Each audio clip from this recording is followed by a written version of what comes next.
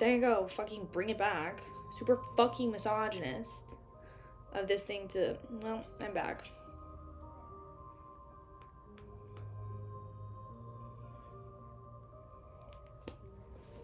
Anyway, I'm gonna continue reading because I said I was gonna do 10 chapters tonight, so I'm gonna do 10 chapters.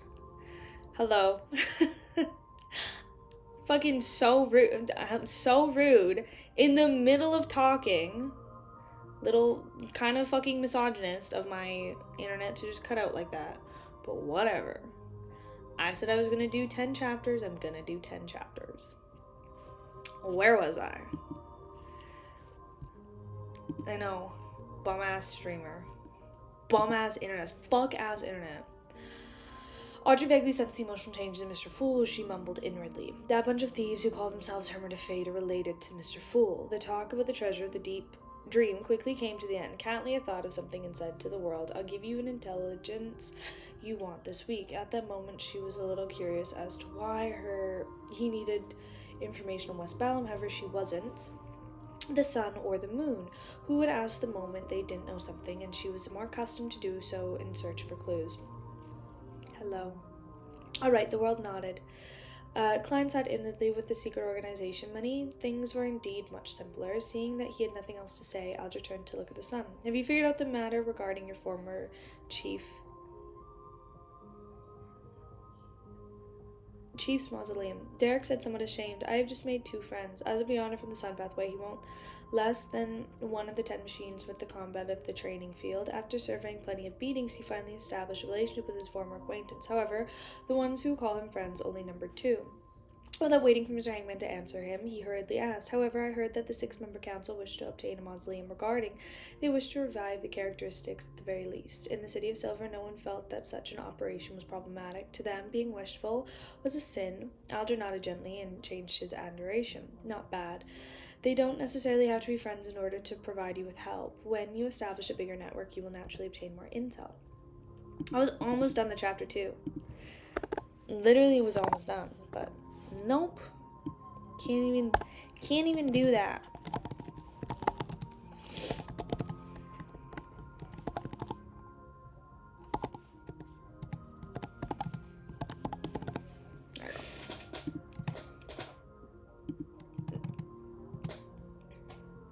Whatever. Upon gathering recognition, Derek was taken aback for 2 seconds before 2 seconds. His shame lessened as he said, somewhat embarrassed, I'll take a further step to understand this matter. I will work hard to make 2 sources of information, no, a friend, before the next tarot gathering. Derek's gonna go make friends? That makes me so happy. I would love if Derek made friends. Hello there, Wiz. I did, and I fixed it all by myself. Also, hello, Sal. Hello, everyone else. Upon seeing this, Klein made the world hoarsely say, if it involves the domain of death, you can seek my advice. And I can see Mr. Isaac's advice. He silently added, as for Frank Lee's new mushrooms, he had no plans on transferring them to Little Sun, as they were still incomplete. The fruits that were eventually produced were filled with poison and madness. Thank you, Mr. World. Derek answered gratefully. After a short exchange regarding the matters, the Tarot Club entered a learning segment until the end.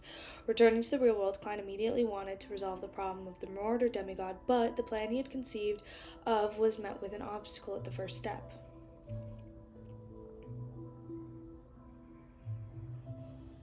If it makes you feel any better, Wiz, I'm surprised Sal's here. It's because I've roped him into becoming a Klein and Leonard shipper, so we just now have that bond, you know? As Sal also ships Klein and Leonard. We have discourse about it. On the first step, he had no idea where to find Leonard Mitchell. Speak of the devil and he shall appear. But the plan he convinced of was to meet the obstacle at the first step. He had no idea where to find Leonard Mitchell and the grandpa inside his body. St. Samuel Cathedral, Leonard was most probably underground, but I have no idea of entering. He only prays in the cathedral once or twice a week, and he doesn't do it at a fixed time. He can't be headed there twice a day all week just to meet him. Right. What kind of crappy plot is this? Is this what I call a stakeout, or even really did it?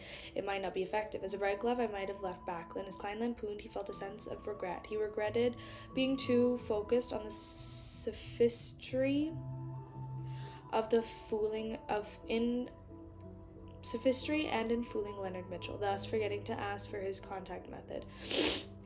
I should have said to Leonard, I will inform Klein Moretti about his identity being exposed. If he has anything to wish to say, I'll pass it on for him. That way, I'll be able to establish a private method of contact. Klein exhaled slowly. All he could do was use his final solution. That was asking the magic mirror. A Rhodes! Bro, let's go.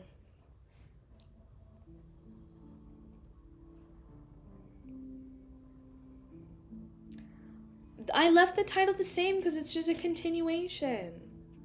I'll fix it after. The title's fine. Drawing the symbols implied concealment and mystery prayer, Klein cast his gaze to the full body mirror and he asked inconspicuous light ripples producing white Loanese text. Exalted great master, I thought that said puppy. You're puny, loyal and humble, terrified. So why is he terrified? What are we doing to a Rhodes right now? Why are we giving a Rhodes Stockholm Syndrome? That's the vibe it's giving. That's what's happening right now, and I don't really know how to feel about it.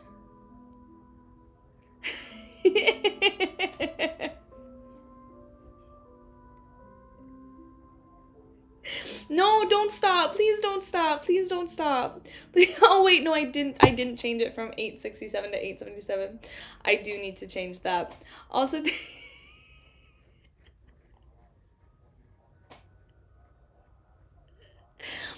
I'm sorry. No, Sal, don't do that. Also, thank you so much, Sal. always loving you. I honestly, the TikToks you send me, they make my whole day. They make me feel so happy. They just make everything perfect, you know? They're so good. Drawing the symbol was implied concealment and mystery prayer. Klein.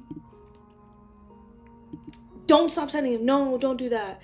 No, bro. That'd be evil. That'd be so fucking evil. I am locked in. I'm locked in right now. I watch them when I don't need to later. She got for Valentine's Day.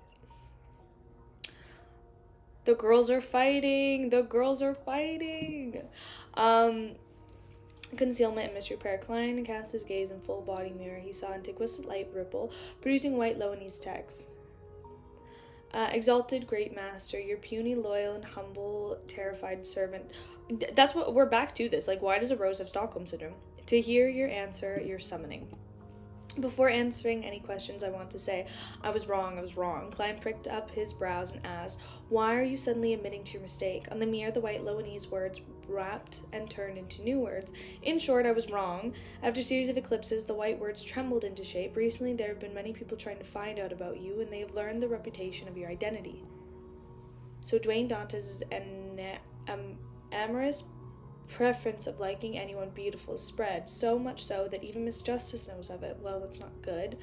Or he says that's good. Why are we pushing this? I don't like this. I use the explanation that it's a shared identity. More than one plus plays Dwayne Dantes, so having a high myriad of preferences can be explained. Look at this mirror. It's scared white. Klein was somewhat enlightened as he secretly laughed before saying, it's your turn to ask. The full body mirror's words remained white as the new words formed. Will you forgive me? No, I mean, are you willing to watch my subsequent performance? This attitude. Klein tissed inwardly and said with a sullen expression, work hard. Yes, great master. The mirror... No. Surface ghastly white, words bloomed on the silver line. Since you have summoned me, do you have a question to ask me? Klein nodded yes.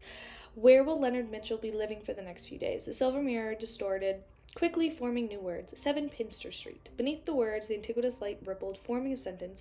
It has a terrace house numbered Unit 7. There was a black-haired, green-eyed youth just about to get his keys. It's the same old place. There hasn't been any change. If I were to pay a visit directly, it will sully Leonard's impression of Dwayne Dantes. It will be quite a step down. Get Emlyn White to go. Leonard has probably figured out that the vampire and Sherlock Moriarty, who is also Klein Moretti, have ties. The current problem is that it's hard to determine the grandpa's stance. I have no way of confirming his true motives. Giving him a big gift based on the present state might be appropriate. Perhaps it'll bring extreme danger to Leonard. Yeah, see, he cares so much. He cares so much about his dear poet.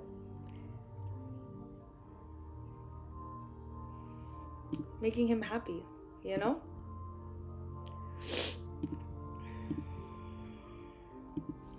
We all love them together. Everybody here. Especially Sal. And Wiz. They're the biggest Leonard shippers I've ever met. Giving him a bag gift based on the present state might not be appropriate. Perhaps it will bring extreme danger to Leonard, as it doesn't involve myself. Doing a divination above the grey fog won't be effective. Thoughts arose in Klein's mind as he changed his plans. Compared to the direct information the grandpa and Leonard's body about the marauder demigod using Palitzo Rest or Amon's name to warn the target and force him to leave the area of milder method and lead to fewer repercussions. Of course, the premise is that I don't expose myself. Klein pondered for a few seconds and began asking, "Where's the demigod beside Hazel Match sitting?" The mirror surface, his intuitive light, rippled out as the scene changed. On the thick carpet of the beautiful embroidery,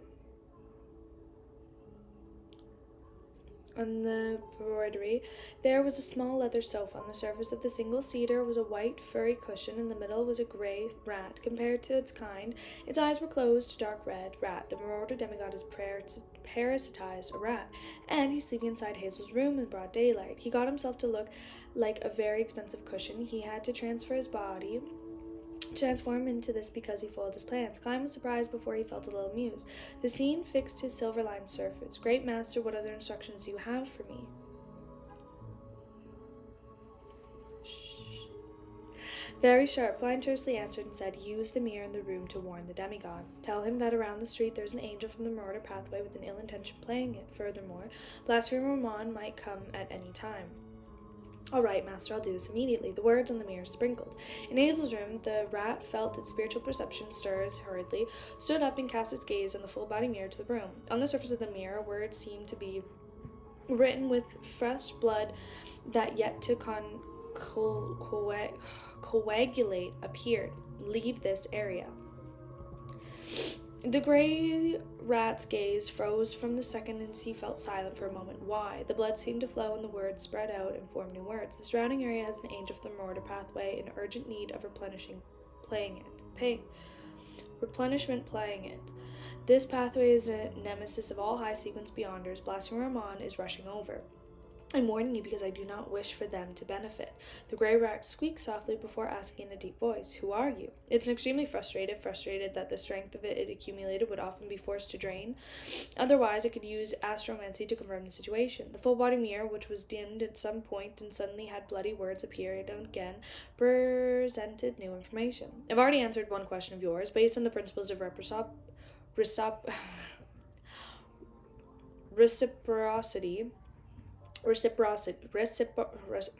oh my fucking god, reciprocity. It's my turn now." Following that, a new line of blood-red text appeared underneath. "After you hurriedly parasitize a rat, you should be influenced by the body's construct and hormones. Now, which entity will make you have the desire to mate?"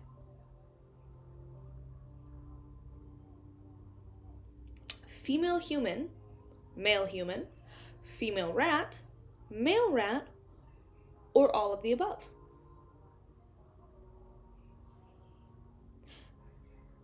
Is it weird that I kind of want to know the answer to this? Please answer. At this moment,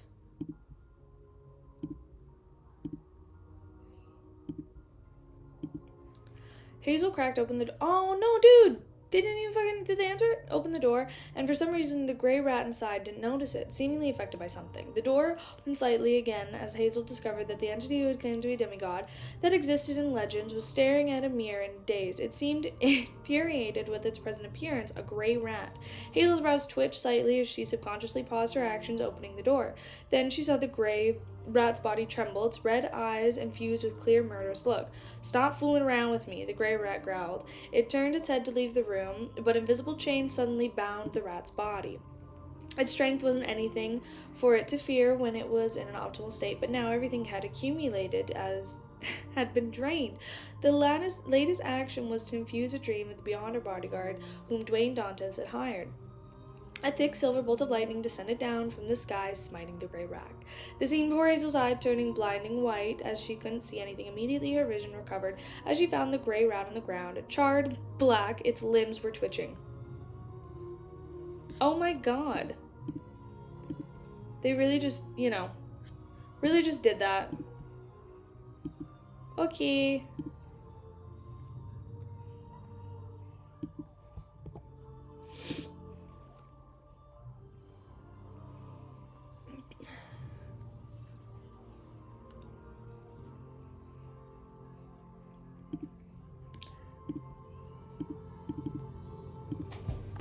Okay, 7.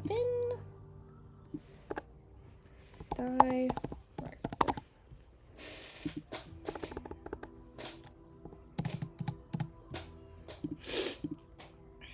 What happened? This suddenly changed into an enhanced Hazel, momentarily lost to how she reacted. She stood there in a dazed silence for a few seconds before pushing open the door and rushing in. When she arrived beside the charred rat, the existence claimed to be a demigod rolled into a fit, speaking in a calm tone. "You forgot to close the door." Hazel first wore a blank look before realizing that she had failed to close the door like she usually did because of her eagerness to assess the situation. Doing so prevented the maids from peering in. With the rat appearing fine, Hazel pursed her lips and turned around, walking back to the door. During this process, she didn't forget to glance at the full-body mirror. She saw that everything in it looked normal. With any problems, it clearly reflected everything in the room. There wasn't any additional people or objects. As the door clicked shut, Hazel asked, "Teacher, what just happened?" The charred rat looked at her sideways as it cast a gaze beyond the window. "In the world of mysticism, anything that involves supernatural powers is filled with danger. You can't be too careless. I had tried to use the mirror to do a divination, but it ended up garnering the attention of an unknown existence. After an intense struggle, I finally resolved the problem and prevented the danger from spreading across the street." The rat spoke fluently without any stammering or hesitation, as though it had been struck by lightning was some trivial thing. "Is that so? Why did you warn me of such matters in the past?" Hazel couldn't help but frown as she could smell the mixed smell of charred fur and disintegrated fat. Without waiting for her to reply, the rat turned its face to the balcony and said to her with the back towards it, "All I can think is the rat from Ratatouille. You know, Remy? All I can think is, Remy doing this. And, in this scene, it's literally just Remy. And that's it. Bye, Harsh. Bye. I'm no longer suited to staying here, or else I might be discovered by the Church of Evernight. Yes, find an opportunity to send me your manor in the countryside." Looking at the rats. Charred fur and smelling at the... We are still on volume 4. I am... almost... I feel like I'm, almost there, we're getting close. Yes. Also, hi. Looking at the rat's charred fur, and smelling the fragrance of roasted meat, Hazel fell silent for a few seconds. Suppressing her doubt, she nodded and said, "All right, 160 Bulkland Street." Sitting in the reclining chair, Klein saw a full-body mirror ripple with antiguous light again as silver lightning arose. The silver words formed in the sentence, "Great Master, your puny servant Rhodes has followed your instructions to warn the demigod from the murder pathway. I have also given her tiny punishment." Just as Klein was... Interesting.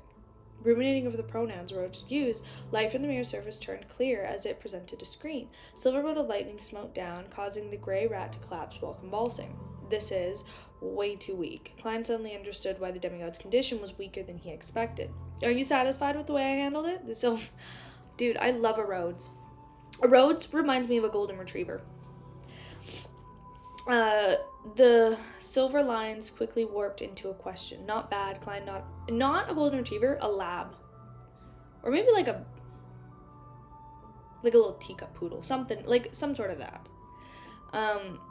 Considering the demigod's condition, he paused for a second and probingly asked, "What did you directly kill her?" Rhodes' mirror outlined silver words. "If one can't be certain in killing a demigod target, it's best not to force them into a corner. Once they aren't repressed, they will completely let themselves go and result in mutating into an incarnate and irrational mythical creature. Most of the time, I have a problematic condition, and to having trouble fully expressing their powers is because they resist the inclination of losing control. I'm not here in actual form, so I can't do a deal of bomb punishment." When the final line appeared and the full body mirror's contiguous light shimmered, Klein suddenly had a feeling that the creature was looking at him with wide and watery eyes. He didn't respond to words and instead nodded. "That's it for today. I'll summon you again if there's anything else." "All right, Master." The mirror immediately produced anything else. "All right, Master." The mirror immediately produced anything. Whoa. Okay, pause. I was reading it, and then I was going up and reading it, and I produced a hand-waving emoticon. After cleaning up the room, Klein finished his afternoon nap and left the master bedroom. Before long, the white-gloved Walter came to the third floor and entered the half-opened room on the balcony. He said to his employer, "Sir, the church had sent the letter. They've invited you to be a director in the board of directors for the Low and Charity Bursary Foundation. You can choose to directly take up the post there and receive a sizable salary, or you can choose to take on a symbolic role. You will only participate in discussions and vote when handling major matters. The church, sir, is efficient. It has already set up a framework." Klein thought as he felt this since he had already donated more than £10,000, there was no need for him to claim a salary. It was better to not expect anything in return as his deliberation. "I'll take on a symbolic role, however, I wish to participate in some of the actual operations of the Foundation in the future. I wish to contribute further and spread aid to help more people." I fucking love Klein so much. He's so good. He's too good for this world. He's too good for me. Gibbon Sparrow, on the other hand. "I will inform the church of your thoughts." Walter seriously replied, "If you have nothing else, and your best, head over to Wednesday morning to witness the official establishment of the Foundation." Dwayne raised his porcelain cup and drank a mouthful of black tea. Okay.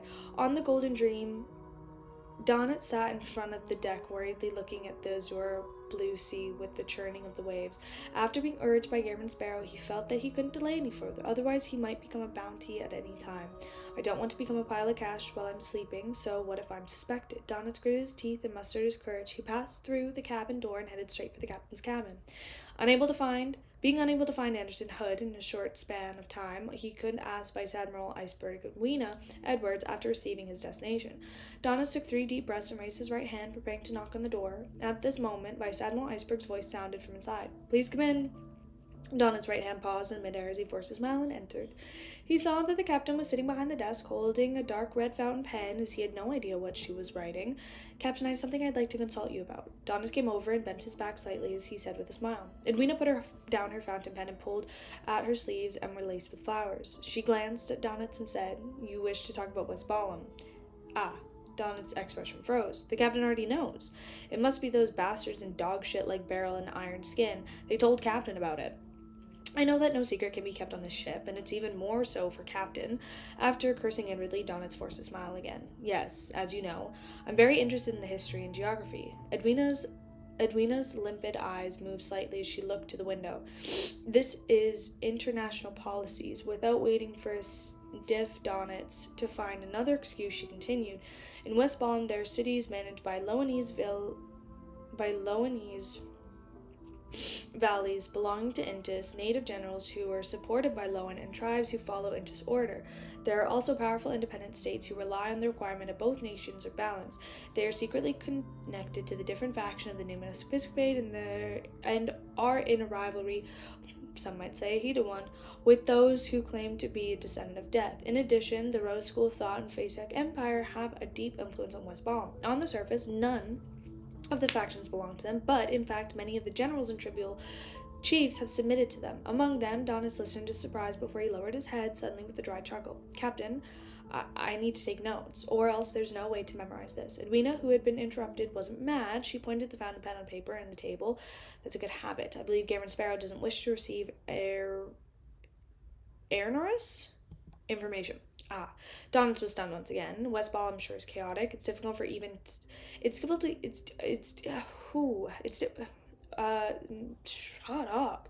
It's difficult to even tell which backing faction of the medium-sized warlord begins to, or he doesn't support by. The Rose School of Thought had a very strong influence there. This means that Sharp Rise is at risk for me. Klein had quickly scanned through Donets' letter and received it from his messenger Renette Tinker. It made him believe that he shouldn't head to West Ballam alone unless Mr. Isaac accompanies him.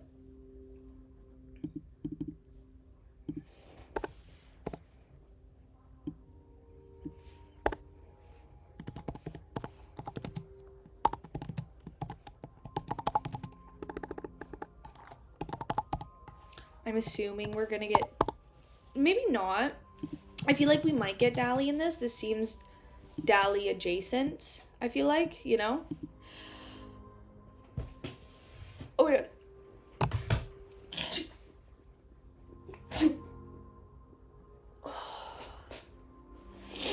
Almost died, but that's okay. I feel like this chapter is gonna be Dally adjacent, you know? It's giving Dally adjacent. That's the vibe.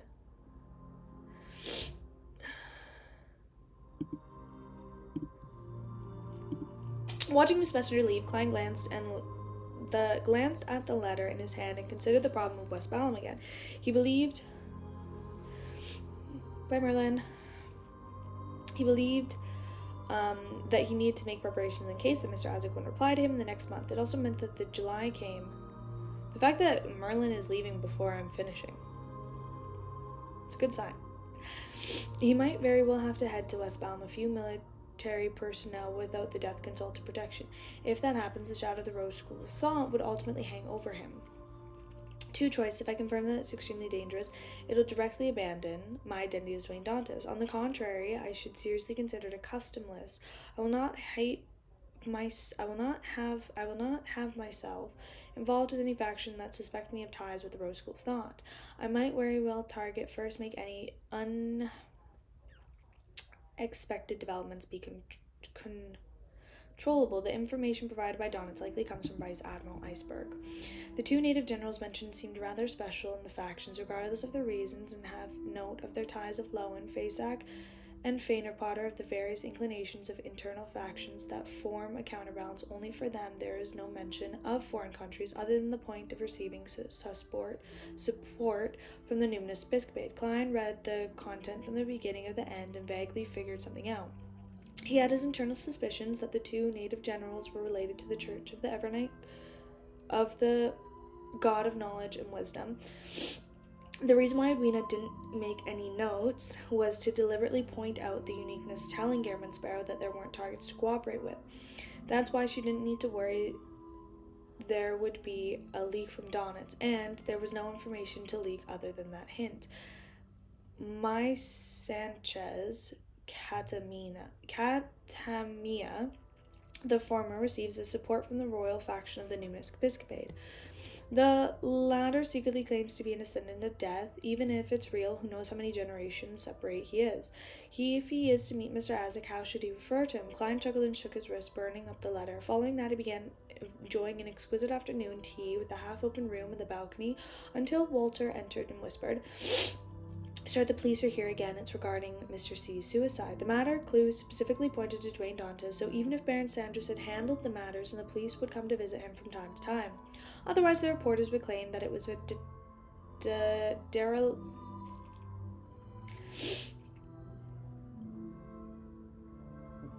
dereliction of duty by the police.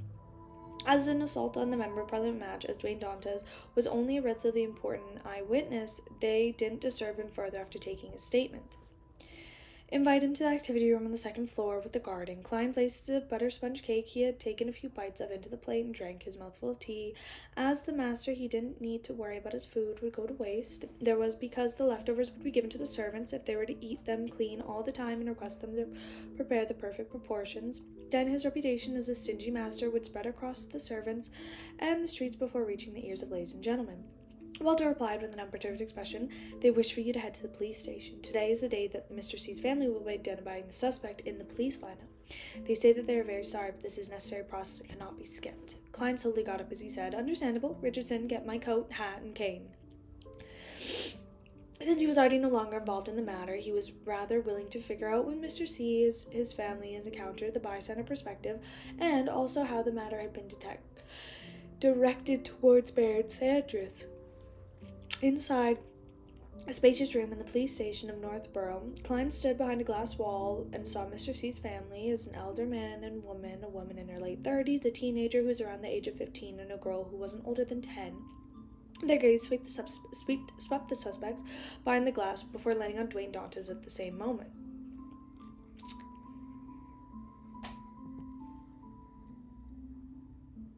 It's him, the teenager yelled as his eyes turned red. He clenched his hands into a fist in an attempt to rush towards the glass wall. "It's him, officer, it's him." Shut up. Bro, he's getting framed. No, it's... No. Please come back. It's just getting good.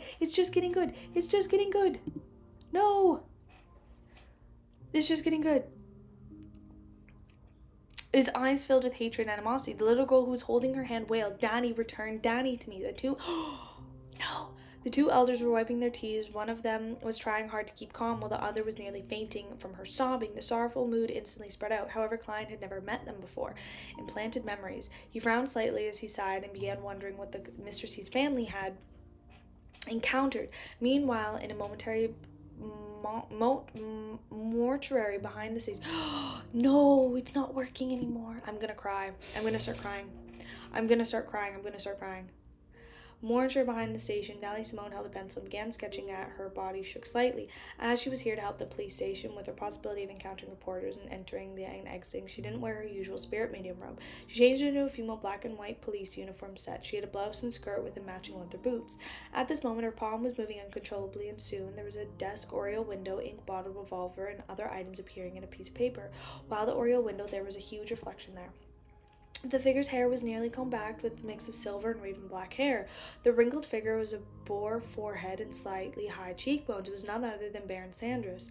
The pencil in Dally's hand dropped onto a piece of paper. She then looked at and said to Leonard, who offered to help, the two police officer inspectors who were in charge of the liaison. In the second the Mr. C committed suicide, he struggled deeply in his heart. That is to say that his suicide was a result of cueing and guidance. This isn't a simple psychological problem. It must have involved beyond our powers at a rather high level. And this contradictory struggle resulted in the emotional breakdown and suffering and explosion from the spirituality. Before his death, he would restore the truth to a certain degree. This is the scene that fixed on his eyes. The high-ranking inspector beside her furrowed his brows. "Ma'am Simone, are you implying that the last person Mr. C saw was the real murderer? Baron Sanders is actually the real murderer?" "Absolutely." Leonard Mitchell immediately scoffed. "What you see might not be equivalent to the truth. You might be understand if it caused an illusion, but if I'm a murderer, I can find a person who looks like Baron Sanders so as to make him appear inside the room before Mr. C committed suicide." The two inspectors, very pleased with the explanation that they had just heaved a sigh of relief. They already arranged that Mr. C family pay a visit. I'll have it troubled when two of you obtain more clues that point towards the truth and the non-intrusion means. All right, Dally rubbed the corners of her eyes. "I'll use the washroom first." She hadn't put her strange eyeshadow or blush. Apart from her skin appearing rather pale, she didn't have the uncanny look to her. Furthermore, she seemed younger, looking more like a woman in her 20s than 30s. Her eyes were bright, and she had beautiful facial features. Believing that they were for plenty of work, Leonard Mitchell also left the mortuary and walked towards the washroom above them. Just as he finished climbing the stairs and returned to the bend, he suddenly saw a gentleman with white sideburns appear on the other end of the corridor. He was walking out of the police station with his valet. This gentleman was mature and elegant, his eyes that were like a lake under the moonlight. Why is he describing him like that? Bro, why is he describing him under the moon? He was none other than Dwayne Dontes. Dally Simone's mind went adrift in moments as she turned her head and thought. She looked at Leonard Mitchell and discovered his black hair, green eyes. Poet was looking at Dwayne Dontes. "Why did you suddenly file for permission to help me? That member of the Numinous Episcopate will soon be found, and you have no lack of tasks to do." I'm pretty sure Dahlia is spirit medium. Well, or no, not spirit medium. She's spirit medium, I think. Or no, she's gravedigger. No, she's not gravedigger. She's spirit medium. After pausing for a second, he directly asked, "You believe the gentleman from before is problematic?" Leonard tracked his gaze and fell for 2 seconds. Dwayne Dantes met his grace before. He deliberately didn't approve of any sort of confirmation or denial, as though the question should be posed to St. Anthony's. In between the lines, he was saying that his grace didn't mention if there was any problem with Dwayne Dantes, whether if it was a lack of detection or simply because he didn't say. It was up in the air. Dahlia nodded gently as she returned her gaze towards the washroom. On Wednesday morning, Audrey Hall, who had received an invitation, rode the carriage and arrived at St. Samuel Cathedral on Phelps Street. The Low and Charity Bursary Foundation, which was about to establish, was suited on 22 Phelps Street. The building belonged to the Church of Evernight, so there was no need to pay any rent. Before getting off the carriage, Audrey held the invitation and looked at the scenery. She was filled with anticipation for the future. She was to become a director and would work on raising funds and external liaison.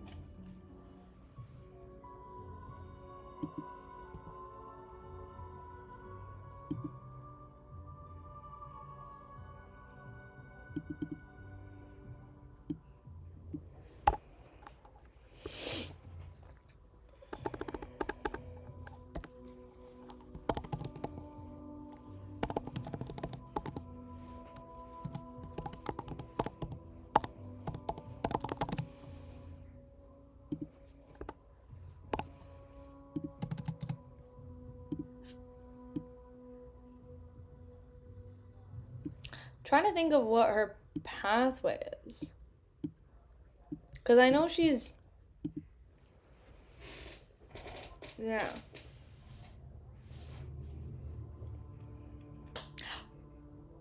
Oh my god, I just clicked my fucking heel. Isn't spirit medium the pathway? And then corpse collector is like what she is right now? Or is it spirit medium? It's one of those two. Okay. After entering 22 Phelps Street, Audrey instantly saw Dwayne Dantes walk out from the side corridor. This good-looking... Don't clip it. Don't clip that shit. Don't clip that shit, because I'm not gonna... Ow. Did I get it wrong? Dude, I cracked my ankle and that shit really hurts. Did I get it wrong? Yeah. Okay. I kind of figured I was gonna get it wrong. No, because I'm just gonna get... We're adding more agenda. It's just... I'm gonna get shit on more in the chat. It's just all gonna be a mess, you know?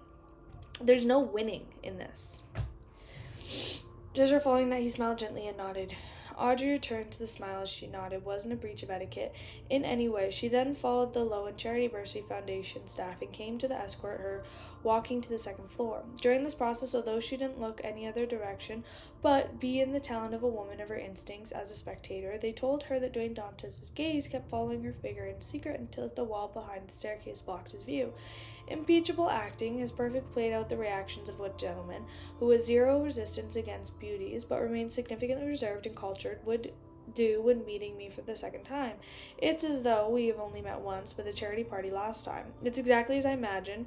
He was even more able to light up his eyes. It's a vicious cycle. It is. This is the technique that's part of the Beyonder pathway, or is the ability to possess to begin with. I have to say that Garamond Sparrow, I think it's better to use Mr. Garamond Sparrow as a professional. No, an excellent actor. Furthermore, he doesn't act like an exaggerated manner like all those play actors. Audrey contemplated in thought before seeing the few reporters waiting to interview her about the establishment of the Low and Charity Bursary Foundation on the second floor. She wasn't a noble lady who enjoyed having her photo plastered on the papers, as she expected a few words with her valet that accompanied her to inform the reporters that pictures were forbidden by Earl Hall's authority. She went into the VIP lounge with her lady's maid Annie. Earl Hall was friends with the owners of the few publishing houses and made the corresponding investments to acquire quite a bit of shares. If Audrey so wished, she could exchange some of the estate that she received in order to create a sizable publishing house. In the VIP lounge, Audrey, who didn't find it appropriate to bring her dog, greeted the children of a rich and aristocrat of rich and aristocracy as well as the church clergymen. She habitually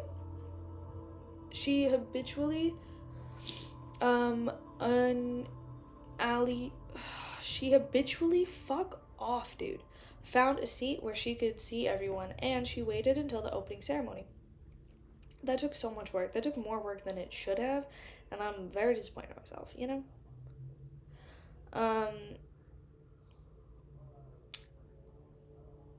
She surveyed the area and said of the female staff that in charge of escorting her, Lovza, this is my first time joining in actual operations of a charity organization. I wish to know what we should do. The lady's name, Lovza, was still in her 20s. She also had blonde hair and somewhat rough skin and tan freckles. However, her smile was brilliant, making her rather affectionate. Upon hearing Audrey's question, Lovza introduced, without holding anything back, the current plan is to not be too eager in widening the scales. We will start mainly with Backland and reach deep into the public primary schools, weekend schools, and night schools, promoting the bursary to all students who let those in need to apply to us. After the application, we will organize a committee to do the exact audit. This will not only require us to make some verifications with the government, but we would also walk across the grounds and understand the candidate's actual situation.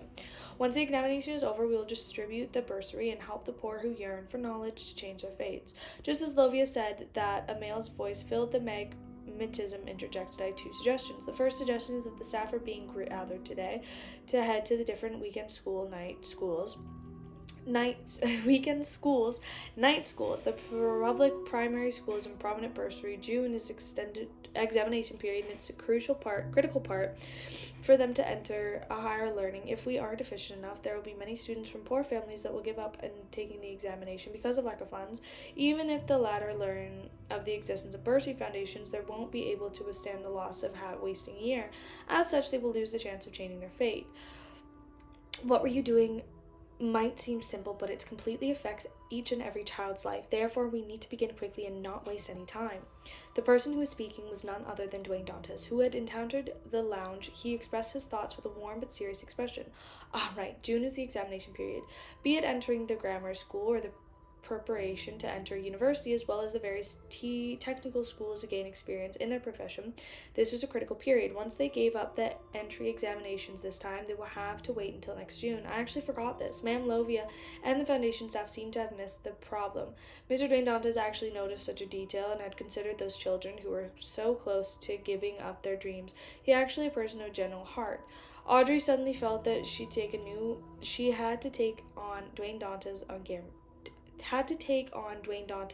on Gammon Sparrow. This is what a spectator had just obtained. The cold assassin adventuring the surface, but a warm heart deep down. Unfortunately, I've only been able to obtain descriptions regarding Gammon Sparrow's crazy side. I'm unable to find any concrete proof. Audrey blinked as she carefully listened to Dwayne Dantes' suggestion.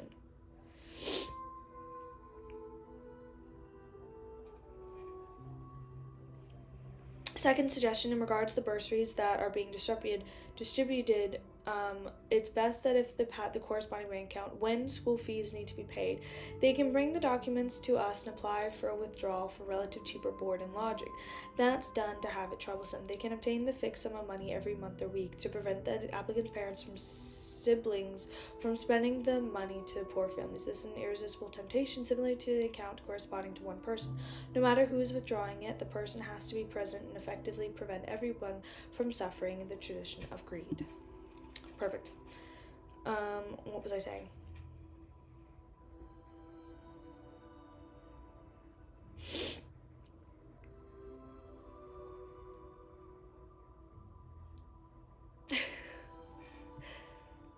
I think so.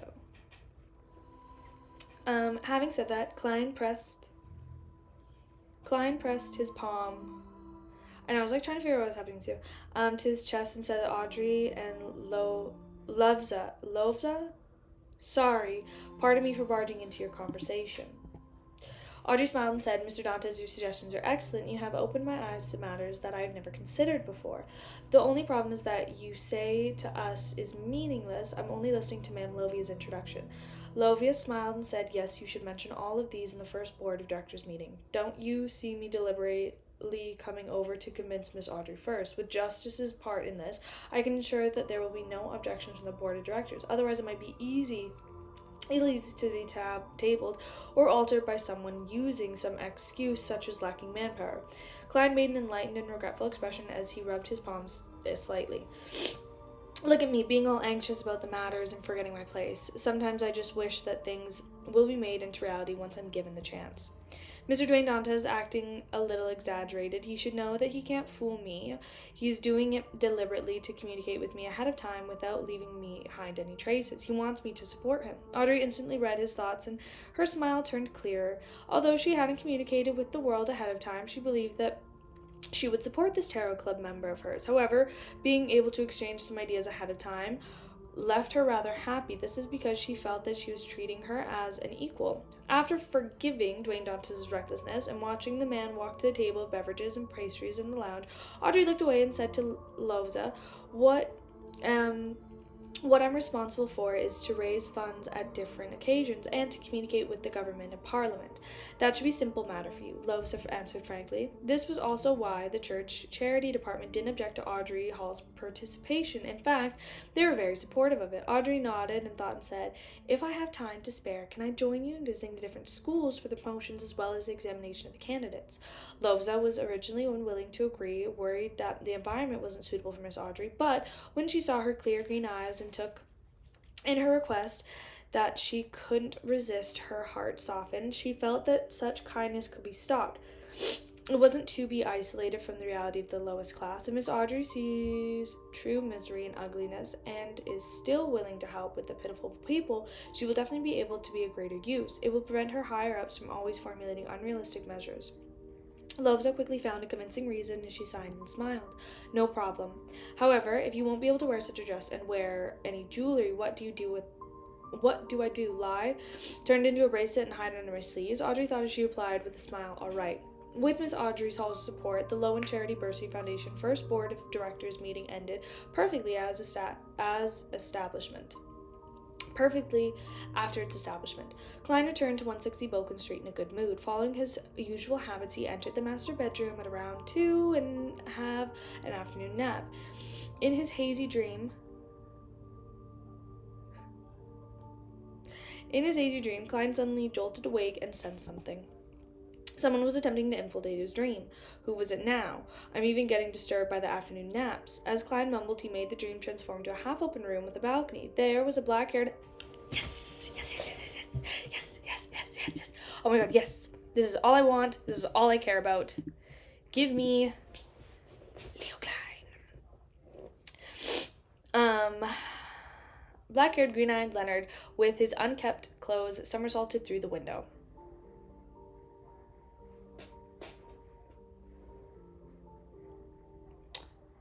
I mean, pop off, Leonard.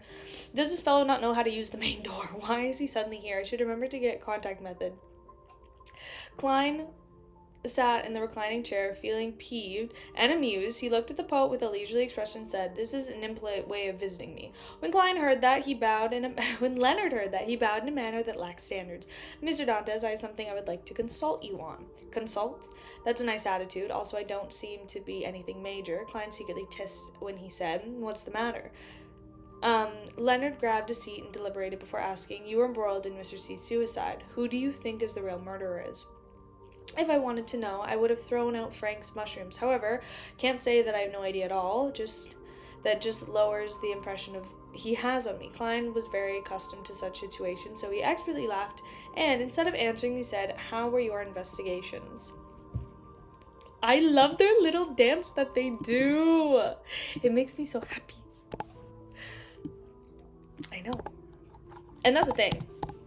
He somersaulted through that window.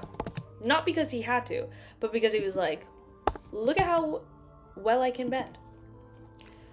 Look at that. I can do tricks. I can somersault through windows. I can do lots of things. And Klein took note of it, even though he didn't acknowledge it.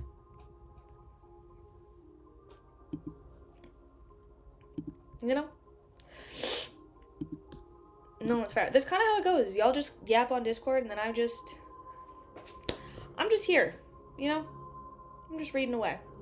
Leonard Mitchell clasped his hands together and leaned in slightly. We have to restore the scene Mr. C saw before his death. This didn't directly slow the murderer, but his glasses on the... Oh my god, my ankle.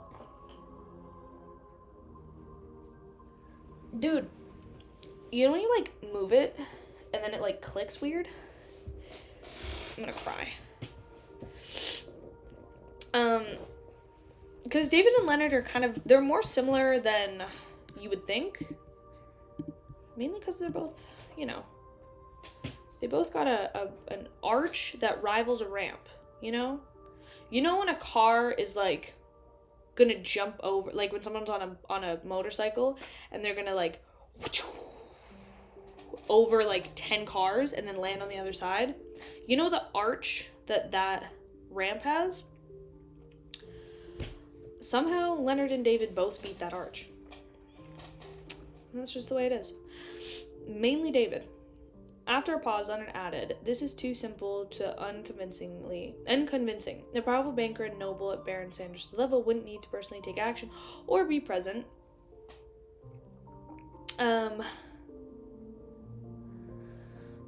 To watch if he wants someone dead unless he had some special fetishes. As you know, there are many ways to replicate such scenes and be an illusory in disguise." When he mentioned disguise, he looked up slightly and glanced at Dwayne Dantes.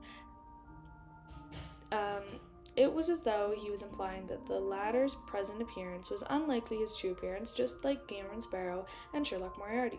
With a simple and direct way of framing someone, it's really suspect that the murderer behind the scenes really wants to frame Baron Sanders. I should process everything from the beginning, first assuming that, in other words... Hold up. What am I reading right now? Should I process that, in other words... What was it? Okay. First assuming that, in other words, Dwayne Dantes act like an ordinary person. Anyways, I won't mention the conclusion, only raise questions and guide his train of thoughts. If the final answer isn't right, there must be because my dear poet misinterpreted it and was unable to figure out what I was getting at. Klein smiled and he raised his porcelain cup, took a sip of black tea. Let's not consider the problem first. If the person who was embroiled in the matter wasn't me, how would a case have developed? Leonard raised his clasped hands slightly as he tapped his index finger, as I suspected Dwayne Dantes would be reminded at the police station, but his butler, servants, neighbors, and friends would be able to testify that he has never made contact with Mr. C's family. Hence, the testimonies from both sides will contradict slowly. The police will be unable to handle it and request the Nighthawk's interference. Using mediumship means that we will see the scene Mr. C had before committing suicide, thus obtaining Baron Sanders' figure. As he spoke, Leonard suddenly felt silent. After a few minutes, he continued speaking under Dwayne Dantes' smiling gaze. Regardless of the unconvincing old and simplistic nature of the clue involving Baron Sanders, we will follow low protocol and make contact with him and begin the relevant investigations. And this will lead to a certain problem related to him being noticed by us. Baron Sanders is involved in matters involving the Beyonder domain, so he can't stand up in future scrutiny from the Nighthawks.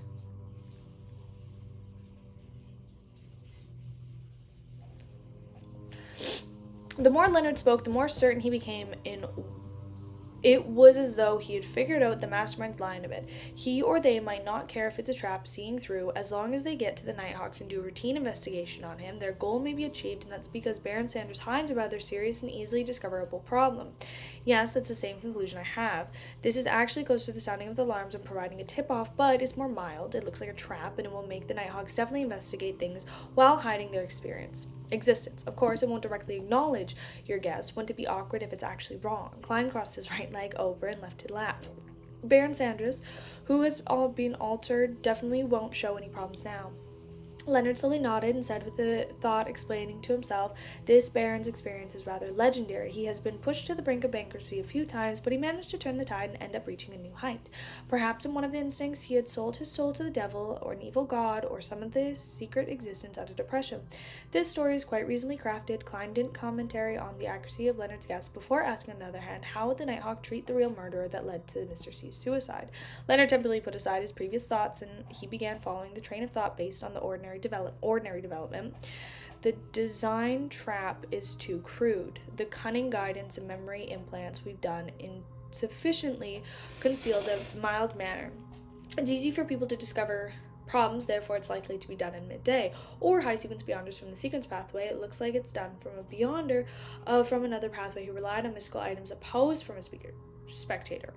Before he finished his sentence, Leonard fell into silence again, his thoughts a mystery. Klein maintained his faint smile as he calmly looked at the poet. It was as though he had everything under control, but he wasn't going to say anything, after depending on what Leonard had figured out. This is very similar to what Old Man said from before. Is it really done by some mid or high sequence beyonder from the spectator pathway? He seemingly crude and flawed setup was actually a perceived consideration of everyone's reactions. Interesting.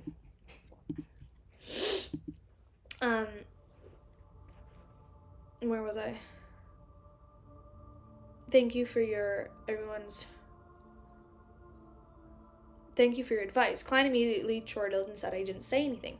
Without waiting for Leonard's response, he said, your former caller got me to ask you how you should inform you if you were discovered traces of Insangwell. Leonard, who had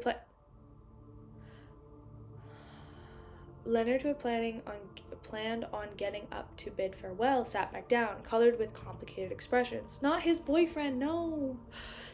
He said after more than 10 seconds of silence, pass the information in the form of a letter to 7 Pinster Street. This means that he won't be leaving Backlund anytime soon, or is it that no matter how far he goes to carry out missions, he will have the means to monitor 7 Pinster Street? It means that he's never going to leave you. He will have the means to monitor 7 Pinster Street and read the letter remotely. It might be the latter assumption. The Marauder Pathway's angel definitely has many magical secret techniques. Leonard can definitely use one of them. I can't ask, or else it will lower Dwayne Donets' level of destroy my setting. Klein wore an unperturbed expression as he said with a smile, I'll inform him. Leonard didn't immediately leave as he opened his mouth, paused, and asked, if I wish to contact him, how should I do it? No, oh my god, no. Guys, I'm actually fucking unwell when it comes to these two. Leonard didn't. His green eyes were deep as they spoke volumes when he asked. Klein had already prepared, so he said with a smile, the spirit that wanders about the unfounded, the friendly creature that can be subordinate, the messenger that belongs to Garamond Sparrow. You can ask Pallets about the exact ritual if you aren't too sure. Leonard knew that Garamond Sparrow was Sherlock Moriarty, who was Klein Moretti. He nodded indiscernibly and stood up. Thank you for informing me. Please pardon me for my intrusion. And he's probably all sad, and he's probably all depressed, and now he's, like, leaving the window, because he's like, oh, me and my boyfriend, who I thought was dead, who's not actually dead, and we're not actually boyfriends, but we are doomed. That's for fucking sure. I have no hope for them. Thank you for informing me. Please pardon me for my intrusion. With that said, he returned to the door, opened it, and left the dream. Hey, you left just like that. As a former nightmare, shouldn't you consider how there might be problems with your memory? I know they have a way to contact each other now, but now they're just gonna send each other little notes, and it's gonna be like, how was your day? And you'll be like, I did this, and I learned this, and I found out all these things. And then he'll send him one, he'll be like, I did this, and did all these things. And then they'll just, like, send each other little notes. And then they'll, like, go together. And then it's just gonna be doomed, because it's gonna come down. And then I'm so excited for when, like, Klein goes back to looking like Klein. And then he's, like, talking to Leonard. Hey, you left just like that as a Nighthawk or as a former nightmare. I need to log in. Shouldn't you consider how there might be problems with your memory? You remembered it just from hearing it once, and you aren't putting weight on it. This matter. Klein couldn't help but lampoon when he saw Leonard's figure disappear. He shook his head in exasperation, ended his afternoon nap, and began busying himself over the matter regarding Miss Balam. On the Golden Dream, Donets, who had finally finished his mission, drank some iced light beer because of the recently hot weather. I know I am looking in. If it wasn't because the creation of the ice needed beyonder powers and that there wasn't much going around, he felt that he could finish half a bucket of ice and go in one go. That's why it's called life. Donets guzzled the remaining liquid in his cup. At this moment, he saw a grayish-white fog appear before him as Garamond Sparrow's voice began echoing in the ears. Please inform Donets that he is immediately head to West Balam, figure out the situation in the areas under the control and take due native generals, Mai Sanchez and Katamia. He should take special note of the signs of the Rose School of Thought activity. Head to Balam. With a cup in a hand, Donets stammered Garamond Sparrow's request repeatedly. He had once headed with the Golden Dream crew to seek out treasure. He had also obtained intel from his captain, therefore he knew how chaotic and dangerous West Balam was. Furthermore, I have to go alone. Donets uttered a sound as he found the future bleak. Primitive forest with all kinds of hidden and terrifying creatures, native tribes who believed in death, and had a sorts of peculiar paths filled with bandits and rebel armies, villagers and mice, and shadow hunting them in the cities that had gunfire and even beyond our battle surface in mind. No, I have to say no to Gammon Sparrow. Say no. He should at least send me a helper. Ordinary people can survive in West Balam to become richer, having their own manners. That means it's not horrifying as I imagine it to be, it's just frightening myself. Besides, Gammon Sparrow has required me to figure out a situation, not to contact anyone. Donets quickly forced a smile and requested Mr. Fool to inform Gammon Sparrow that he would immediately take action. Then, following Gammon Sparrow's instructions, he set up a bestowment ritual to pray to Mr. Fool.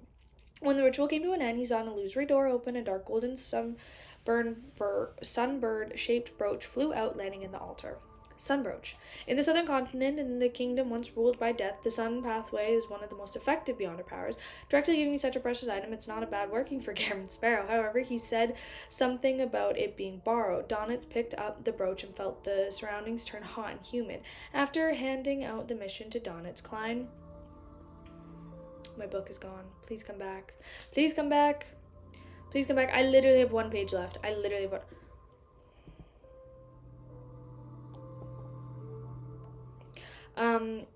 Donets picked up the brooch and felt his surroundings turn hot and humid. After handing out the missions to Donets, Klein was just about to open the door and instruct Richardson to get him a cup of iced water when he felt a spiritual perception trigger. Immediately he activated spirit vision and saw a brunette tinker walk to the void. She held 4 blood red eyes in her head and one of the letter in her mouth. Who's the letter from? Leonard? Klein reached his... He was so excited. He thought it was going to be from his boy. He was like, did you already write me? Yes, he did. Yes, he did. He did already write you. He's already talked to you. He's waiting for you.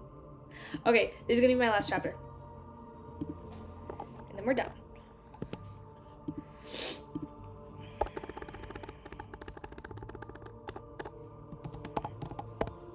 And then we're all done. And then we're good to go.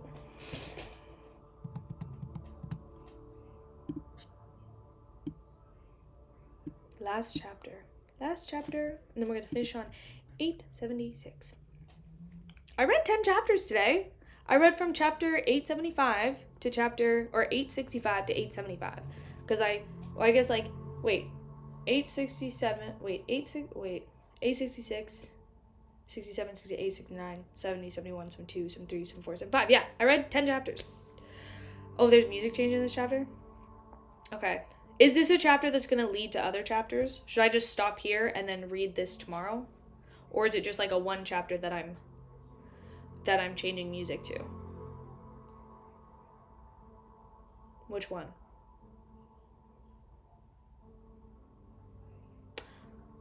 Okay, I'm just going to read. This is fair. This is fair.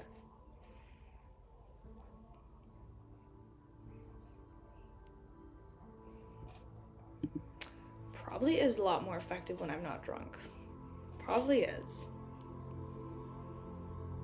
Yeah, because I can stop here and then I'll start here on Wednesday. If it's like a because I know Kami said that there was going to be like an 8-chapter arc coming up. So if that's this, then I can just leave it. And then I'll start it later.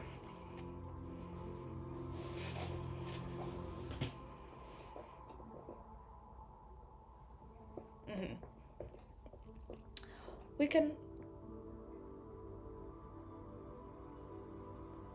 This is my 10th chapter. Wait, Louv, don't read this chapter or read this final chapter. I'm gonna start reading it because I saw Leonard saying. 7 Pinster Street, Leonard Mitchell came to his desk and unfolded a piece of paper.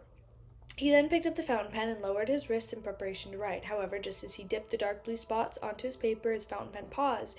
He attempted to move his wrists in order to write a few times, but all his attempts ended up stopping due to hesitation. He raised his wrists, lowered the fountain pen, and repeated the action again and again. Finally, he froze his wrists in midair. Leonard threw down the fountain pen, crumbled up the piece of paper, and accurately threw it into the trash can. 160 Bowman Street, Klein received a thin letter from one of Miss Messenger's Brunette Tinker's heads. He felt the weight in his hands, and only when his spiritual intuition didn't send him any warnings did he tear it open and retrieve the letter inside. There was only one page, and on it were 2 lines of text written in neat, beautiful handwriting. I have something that will require your help. Let's discuss it in detail, face to face. Sharon. So it's Miss Sharon. Even Klein was disappointed. Klein had a question answering as he took out the gold coin and did a simple divination in front of Renette Tinker. Then she took out another piece of paper and wrote one word: tonight. After he folded the letter, he asked Miss Messenger as he handed it to her, "Can you still locate her?" If it wasn't possible, he planned on giving her Miss Sharon's mailing address. Then his body trembled as he drew a sketch. Helston Borough, 160 Grande Street, Ma'am Marion. Yes, one of Renette Tinker's blonde, red-eyed heads gave an answer. The head then opened its mouth and bit down on the letter. After Miss Messenger vanished from the room, Klein immediately held a ritual planning on bringing creeping hunger back to the real world and above the grey fog. He then planned on traveling to the various archipelagos in search of the lucky pirate. Creeping hunger hadn't been sealed yet, so it was still requiring feeding once a day. All Klein could do was barely use it, feeding it whenever he had to use it. He would then throw it back above the grey fog. Thrown it back. He would then throw it back above the grey fog when he needed feeding time in his hands. He was planning on the making for a difference. If creeping hunger dares to make a fuss about it, I'll feed it mushrooms. After ending the ritual and clearing up the scene, Klein wore a thin human skin glove, turning his body translucent until he vanished from the spot. He had his dinner, and after waiting for creeping hunger to finish its howling above the grey fog, Klein went to retrieve and using the existence of the upper set storm egg and enter the bathroom. He then used the opportunity to teleport to the area outside the Bravehearts bar in the Backland Bridge area. Yes, I can see it. During the process, he had already changed his appearance, turning into the black-haired, mustached, and bespectacled detective Sherlock Moriarty. Bending his back and rolling up his pant legs, Klein gave a self-deprecating laugh. He lowered his hat and nudged open the heavy door to step into the bar. After asking the bartender, he held the cup of Soulville beer and went to the billiard room 3 when he knocked on the locked door. Knock, knock, knock. Amidst the rhythmic knock, the door creaked open a tiny gap. The red-eyed Ian peered his head out before breaking into a smile. "Sir, please come in." As the weather was turning warm, he no longer wore his old coat. Instead, he wore a simple linen shirt. Klein nodded with a smile and quickly entered the billiard room, where he took in the surrounding almost instantly. Merrick, with his hair a little messy and wearing a white shirt, black vest, and black pants, he was holding on to a cue stick and had his back bent into playing billiards. Perhaps having a deep impression of causing chaos for Sherlock Moriarty, he didn't summon his zombies to play cards with him. "Long time no see," Klein greeted first. Meanwhile, Sharon, with her small black bonnet and black regal gown, appeared beside the billiard table, sitting on the high stool. "Good evening, ma'am." Klein moved his gaze over and bowed with a smirk. Sharon seemed to float up as she stood up before raising her hem of her skirt to do a slight bow in polite response. As for Merrick, he lowered his cue stick and said in a gruff voice, "From the looks of you, you're still in Backland." His face was pale as ever, but the evil look in his brown eyes had lessened significantly. It seemed to be evidence of the effective temperance he had in recent times. Aww, dude, this makes me so happy because it's everyone from book 2. It was apparent in his acquisition of the Scarlet Lunar Corona prevented him from almost breaking down on every full moon, so much as that he didn't need to frequently switch into new types of sedatives. Klein didn't directly answer Merrick. Instead, he walked to the billiards table and put down the beer, smiling, and he said, "I'm very sorry. I was planning on selling the Wraith Beyond characteristics to you, but unfortunately it was lost." Sharon's blue eyes didn't move, nor did she probe for a reason. All she asked was simple: "Are you all right?" She knew that the Wraith Beyond characteristic Sherlock Moriarty mentioned belonged to Admiral Blood Sr., and he was also Sherlock Moriarty's marionette. But losing the Wraith Beyond characteristics, it also meant that the loss of destruction of his marionette. This was a significant loss for such a Beyonder. "I'm still all right. At least I didn't suffer any harm," Klein said with a sighing smile. "No wonder I didn't see Senior this time," Merrick muttered in enlightenment. "Merrick and Miss Sharon don't seem to be bothered about the lack of Wraith Beyond characteristics. They have other means or methods to acquire one." Klein sharply gasped at the point and switched to asking, "Is there something this time?" Merrick immediately glanced at Ian, and the staid teenager didn't ask further as he quickly left the billiard room and closed the door. Sharon's doll-like face didn't show any emotion as she allowed Merrick to speak. "Tomorrow there'll be a ship from the southern continent arriving in Prince Harbor. It is initially tied to the Lowen army. The ship carries with it treasure and relics plunder from the Star Highlands, Paz Valley, and Hadjenti Plains. Among them is a mummy. It's a 19th king of the ancient Hadjenti Plains.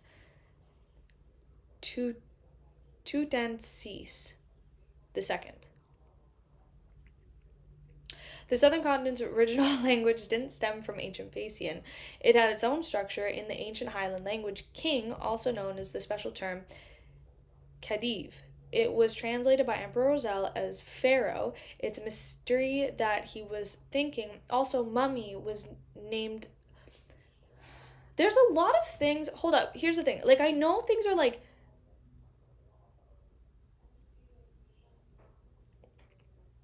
Like, I know. I have a question because, like, I know that,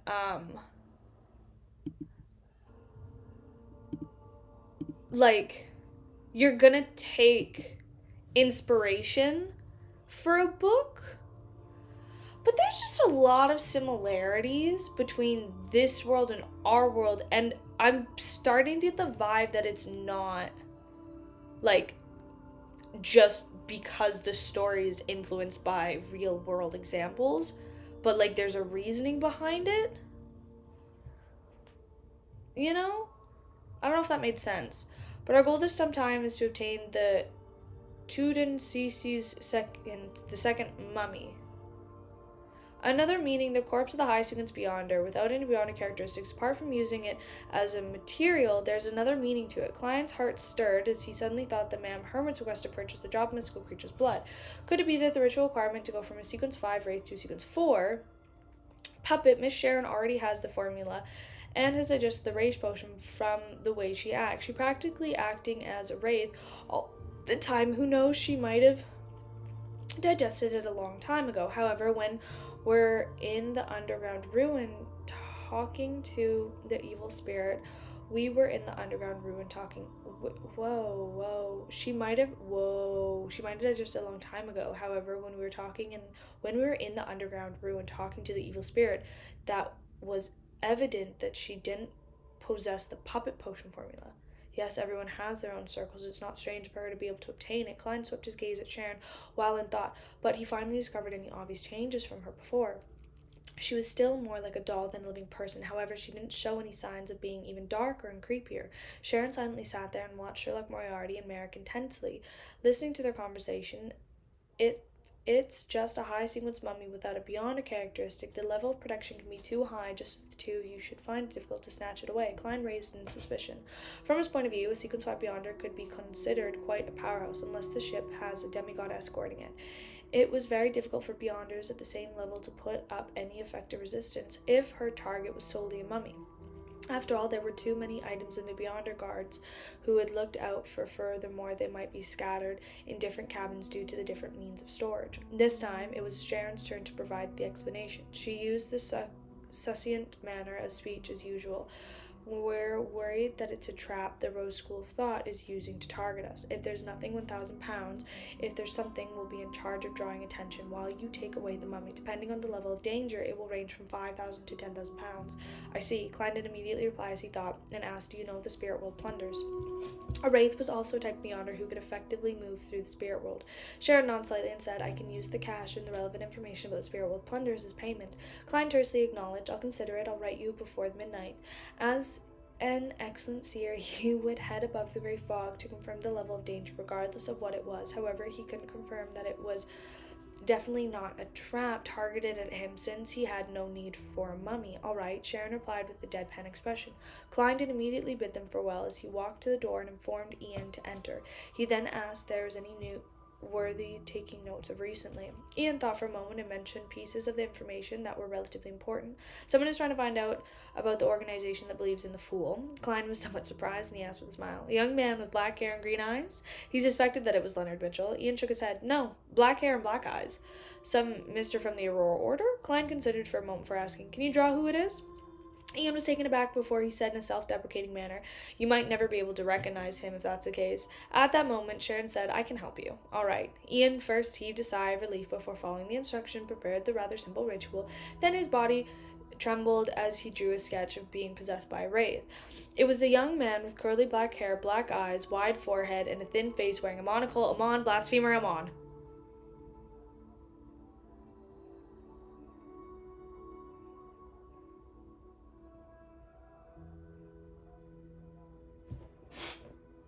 I'm sorry, I didn't change the song. That's my bad. Didn't change the song.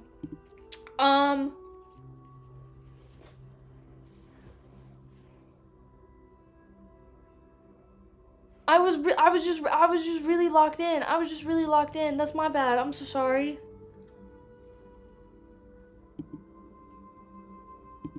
Bro, why is he here? I have so many questions.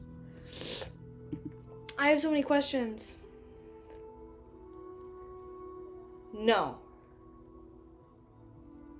You know what I'm gonna do? I'm not gonna do one more chapter. We're gonna stop right there. I'm gonna pick this up on Wednesday. We're gonna pause.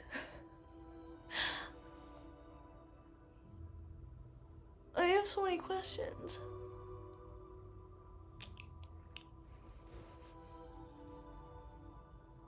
Is he doing it on, he's doing it on purpose. He must be doing it on purpose. Like, he wants Klein to know.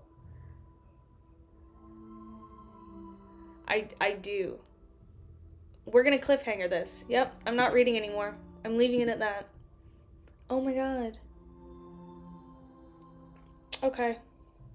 We'll leave it. And then on Wednesday I'll read. Okay. Lovely. Well, thanks so much for sticking around. Even though it stopped and then I had to restart it. And because of that we lost some time. But you guys still stayed, which was super awesome. Thank you so much. I'll start the music next stream. Just send it to me right off the bat. Other than that, I know I gotta go. Other than that, thank you guys so much for coming.